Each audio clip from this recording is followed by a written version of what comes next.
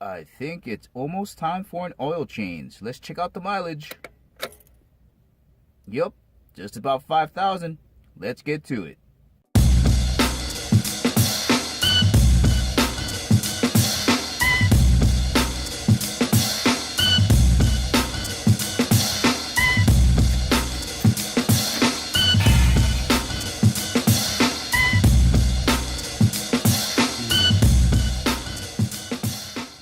So you got all type of fluids running through your car, all responsible for doing different things. However, in my opinion, the most important to maintain is your oil.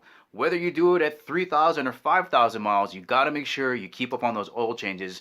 Otherwise, it's going to lead to premature engine wear and your car is going to go bleh. It's not that hard to do. It takes about 20 minutes. Literally, all you got to do is lift it, support it, drain it, and fill it. Now, I don't like taking my car to other places because you don't know if they're actually changing out the oil filter. You don't know if they're putting the oil that you want in there. It's really worth doing it yourself and just checking down the boxes because you know that you did everything correctly. The first thing you got to know is what type of oil your car is going to need. Okay, this discussion on oil selection can lead to monumental wars between families, conventional versus fully synthetic and the ones that are in between. I'm not getting into that. Even brand wars, right? There's a lot of people that are like, oh, I gotta have this brand, you gotta use this brand.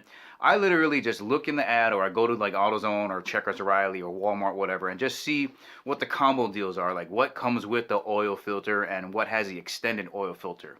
I will say this, I don't care what brand of oil you use, but if you're gonna take a good oil filter, pay more for the extended one because the paper that they use and the amount of it in there is going to filter all that junk through the engine a lot more than the cheaper ones. Now, as far as figuring out the viscosity, it's going to be in your owner's manual. How much you're going to need is in the owner's manual. And if you still can't find it in there for some reason, all you got to do is check on the oil cap itself. Right in this area, you can see 530. That's the one I'm using. And all you got to do is match it with the 530 on whatever oil you're buying. So this is all the stuff you're going to need to do your own oil change, and I know you're like, man, that looks like a lot of stuff. It's going to cost a lot of money. Why don't I just take it to Walmart or Jiffy Lube? But I promise you guys, in the long run, it's going to pay itself back to you, and you're going to have the peace of mind knowing that you did it yourself. So what are you going to need? Let's break it down real quick. Some gloves, socket set. This is a 14 millimeter. That's going to fit my drain plug with an extension. This is a oil filter wrench.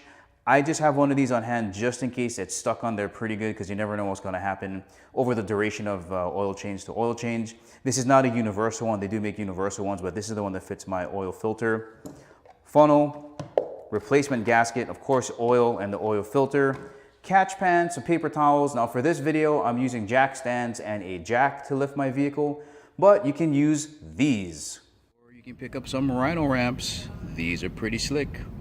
That way you don't have to worry about supporting your vehicle in different areas. You just drive them up there and you're done.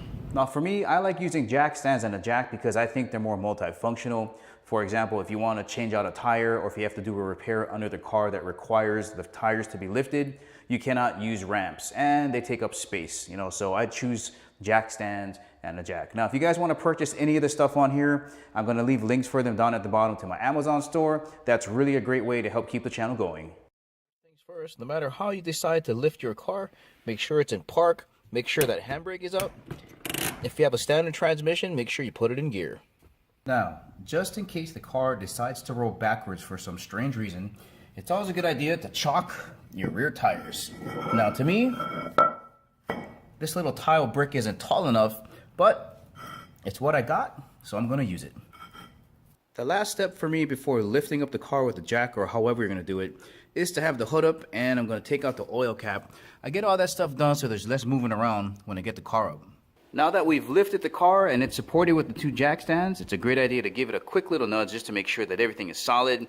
Some people like to leave the jack under there for extra support just in case. Of course, remember to move that handle just in case you accidentally bump into it. You don't want to trip over that jack. But let me give it a quick bump, see what happens. Looks good. And the next step is to find a solid point of contact under the vehicle so I can jack it up, which would be right here.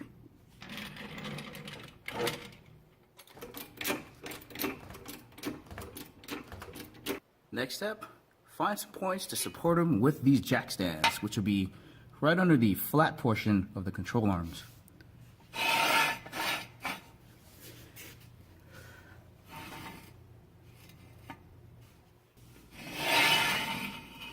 right, let's slide under the car here. The first thing we gotta find is the oil filter, which is here.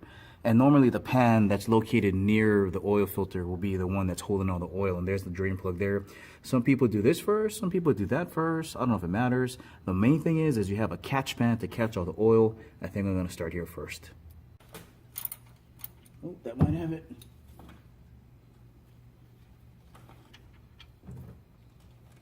Ooh, so warm. All right, that looks like it's almost done. Okay, sometimes your oil drain plug is going to have a gasket, like this guy right here. This one still looks pretty good, doesn't have any cracks in it, it's still pretty moist. So I'm just going to reuse it. Always check with your user manual to see if you got to change it every time though. But this one's been really good, there's no leaks, so I'm going to use it one more time. And maybe the next time I change my oil, I'll swap out the gasket. Okay, next up's going to be the oil filter. It's right here. It's going to get this wrench in here.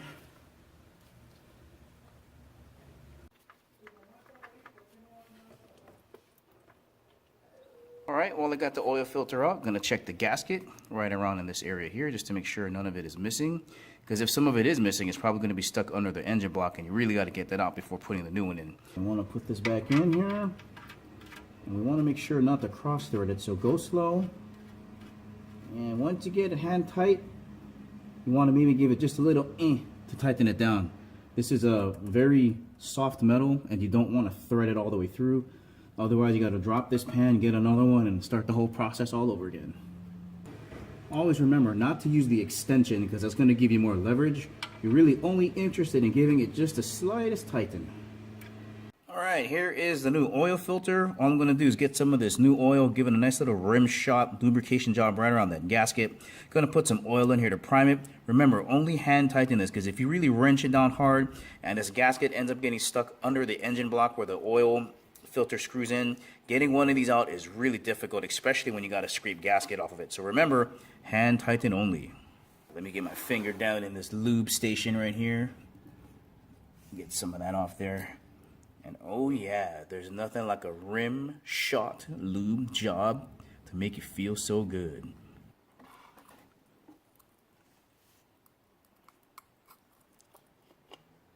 Yeah, that should be fine.